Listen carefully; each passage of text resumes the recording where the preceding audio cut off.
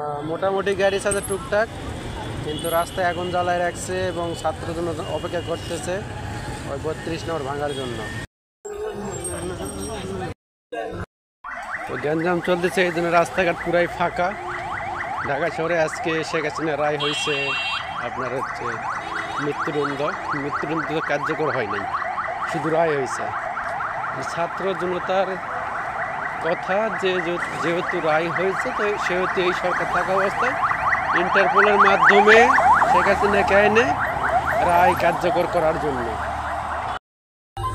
সব পাবলিকদের সরাই দিতেছে। কারণ ওই দিক থেকে যারা ছাত্র জনতা আছে তারা ইট পাটকেল মারতেছে, যদি আমাদের গায়ে লাগে এই জন্য বলতেছে আপনি সরে চলে যান, যদি একটা ইট লাগে বা কোনো কিছু হয় তখন আপনারা কী করবেন।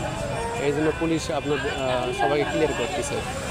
আর এই 27 নম্বর এই সাইডে হচ্ছে পুলিশ, 32 নম্বর এই সাইডে পুলিশ এবং হচ্ছে আপনার কলাবাগানের এই সাইডে পুলিশ।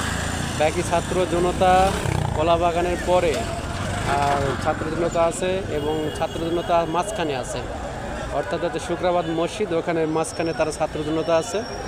আর 27 নম্বরে পুলিশ আর 32 নম্বরে হচ্ছে সেনাবাহিনী পুলিশ আছে। তো পুলিশ আর সেনাবাহিনী উভয় হয়তো চাপ সৃষ্টি করে মাঝখানে যেহেতু ছাত্র জনতা তাদেরকে ছত্রভঙ্গ করে দিবে।